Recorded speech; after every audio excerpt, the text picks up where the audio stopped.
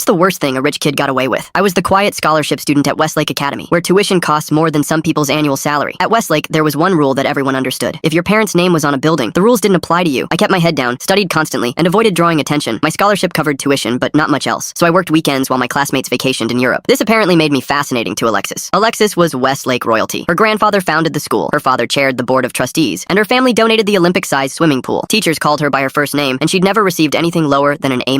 I became her target after I was named top chemistry student instead of her. It was the first time in her life she'd come second at anything. At first, it was just comments, loud observations about scholarship kids being charity cases whenever I walked by. What Alexis didn't know was that I had severe asthma triggered by certain chemicals. Not just mild wheezing, but full respiratory collapse. Only my chemistry teacher, Mrs. Wright, and the school nurse knew about my condition. The school had agreed to substitute certain lab experiments for me. During our final chemistry project, I was paired with Olivia, who actually wanted to learn. We were creating a harmless crystal growth experiment when Alexis accidentally bumped our table, spilling her mixture into ours. Immediately, I smelled something wrong. She'd added chemicals from the restricted cabinet. My chest tightened instantly. I tried to speak but couldn't get enough air. Mrs. Wright recognized what was happening and rushed me to the side station while calling for the nurse. Through my narrowing vision, I saw Alexis smirking. I don't know what happened, she told the other students. Maybe some people just aren't meant for advanced chemistry. I collapsed before the nurse arrived. When I woke up in the hospital, the doctor told my mother I had suffered severe bronchospasm and my oxygen levels had dropped dangerously low. My parents were furious and demanded a meeting with the school. We had witnesses who saw Alexis deliberately contaminate our experiment. We had Mrs. Wright's testimony that the chemicals Alexis added weren't part of any approved experiment. The headmaster listened solemnly, nodded at all the right moments, then explained that without definitive proof of malicious intent, they could only issue Alexis a warning for improper laboratory procedure. When I returned to school, Mrs. Wright quietly told me that Alexis's father had called an emergency board meeting the night after the incident. The next day, the school announced Mrs. Wright's early retirement. 20 years of teaching excellence ended overnight. The replacement chemistry teacher gave Alexis the department award at graduation. As she walked across the stage, she caught my eye and smiled.